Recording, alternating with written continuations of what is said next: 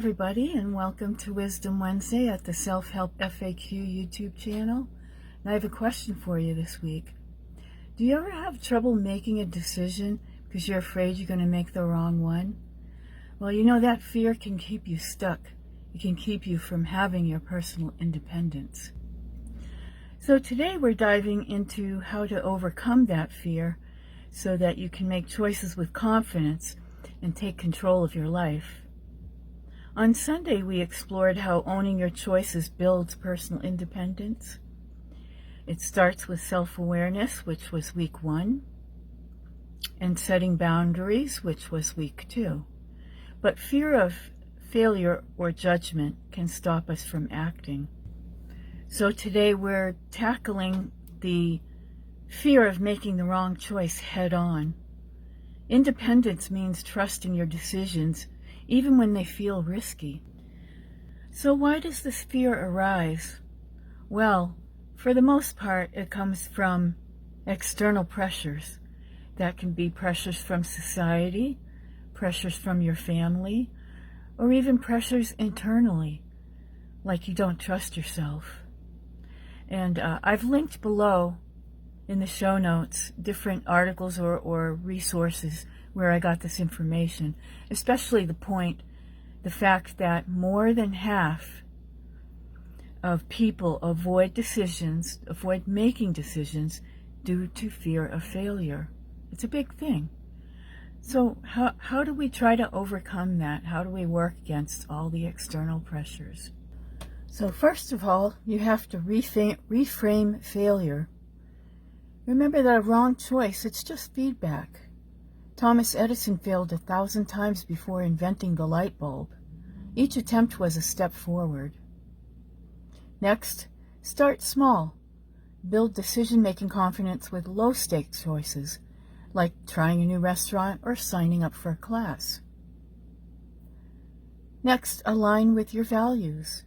Use your self-awareness, which we learned about in week 1, to ensure your choices reflect your core values.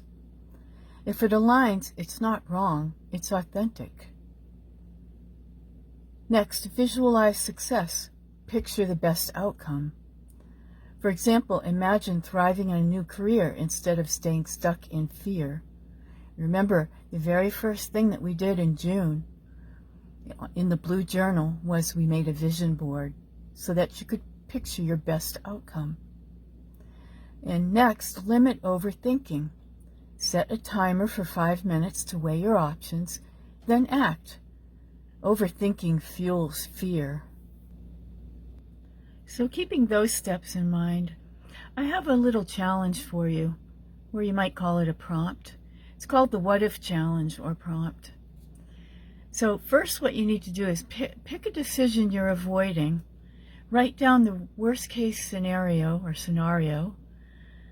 if it goes wrong, and then tell me how you'd recover, what you would do to try to handle it. For example, if someone starts a business and it fails, maybe they can pivot to freelancing or return to their old job. That's one way. So this exercise proves that you're resilient. You can handle any outcome, which is at the heart of independence. So I could use myself as an example. Right now I'm launching a YouTube channel. Before I did that, I was very worried. It was a tough decision to make whether or not to do it. So I thought to myself, what if nobody likes it? What if I fail? What if it just doesn't work? What am I going to do? And then after doing this kind of exercise, I decided that you just take the feedback and you tweak what you're doing and try it again. Just keep getting better. It's one iteration after another. So what it means is failure isn't the end, but it's growth. So you want to keep on going, just like Edison kept going. And you try once, try again. Fail forward, in other words. I like that saying, fail forward, because that's really what it's all about. So here's a little abbreviated version of the What If Challenge or prompt in case you want to do a screenshot and work that out yourself. It's just simply, one, the decision I'm hesitant about, fill that out. What's the worst case scenario or scenario? Fill that out. What's the worst that could happen? And if the worst did happen, how are you going to handle it? What's your plan B? What's your backup? If you think things through, you think ahead, what could go wrong. First, you want to show yourself with things that are going to go right. What's the best possible outcome? But it also helps to do the worst case scenario, because then you can make a plan B, how you're going to handle it. And that way you cover all bases. So let's give a few examples so you can get a feel of how this exercise works and how it can help you overcome your fear of failure.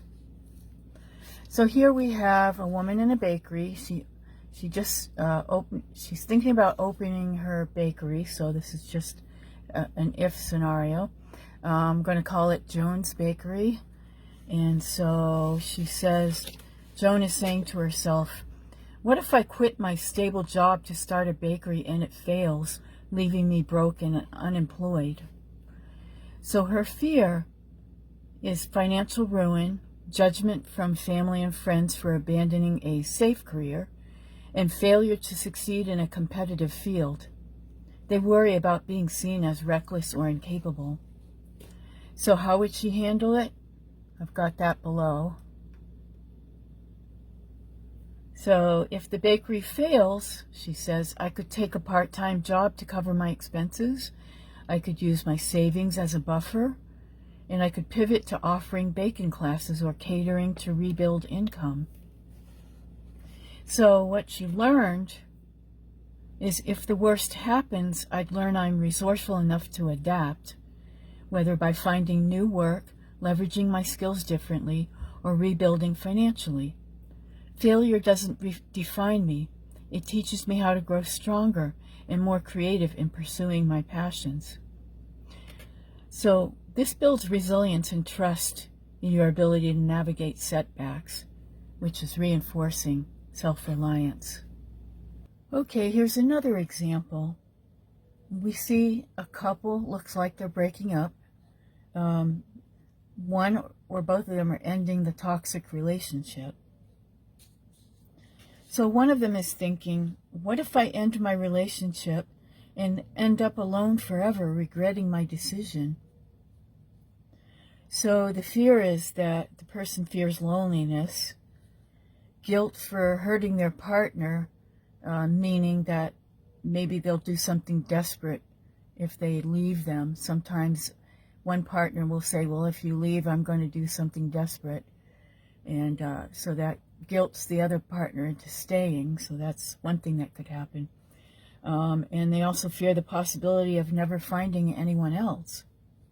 So they worry about social judgment and feeling like they made a mistake. So how would they handle it? I have that below too. Right there.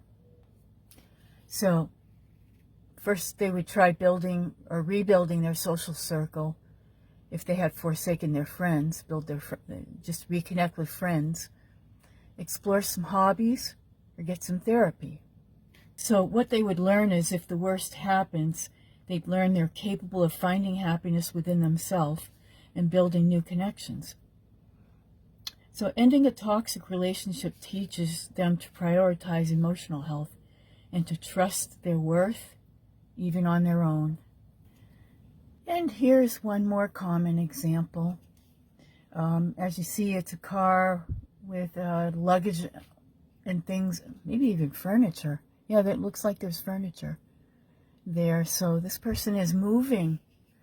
Actually, the scenario is that they're moving for a job to a new city. So they're thinking, what if I move to a new city for a job and I hate it, lose my support network, and I can't adjust? So their fear is, they have a fear of isolation, struggling to adapt to a new environment, and regretting leaving a familiar life. They worry about being unable to cope or wasting time and money. So how would they handle it? Let's take a look below there. So the person says, if I hate the city, I could join local clubs, meetups, or even co-working spaces to meet new people. Or I could explore nearby areas for a better fit and maybe move a little farther away from the city. Or plan to move back home after a year with new experience. So what they'd learn is, if the worst happens, I'd learn I'm adaptable and can create a new support system anywhere. Even if the move doesn't work out, I'd gain insights about what I truly want in life and the courage to try new things. So as you see, this builds confidence in navigating change, which is a core aspect of self-reliance. So those are all pretty good examples of some things that might happen without yourself in your external life, like looking for a new job, starting a new business, moving to a new city, things like that, or even breaking up with another person that you're with. How about something that's affecting you on the inside that you have to make a decision about? I've got a little note here. I have one more example. This one's for your internal turmoil that you have to make decisions about. So let's just say that there's a guy, we'll just call him John, and he noticed stress was crushing him. So in self-awareness week 1, he would have known that stress is something that he doesn't really want to have to deal with, that it really affects him maybe more than some other people. And so then in week 2, he decides how he can set his boundaries. One of the things that he can do to take the pressure off, to take the stress out of his life, is to cut out toxic news cycles. A lot of times we listen to news, we go on Facebook, we feel very stressed out by the things that we're hearing, especially during times of war, times of elections, political upheaval. Things like that can really upset people, and some people can't deal with it very well.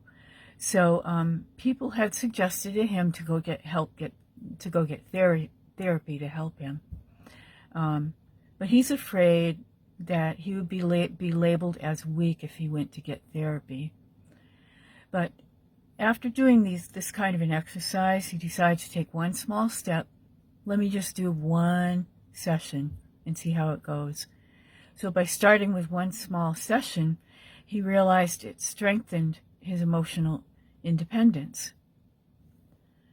So what choice are you avoiding for your well-being? You know, facing that fear can unlock your freedom.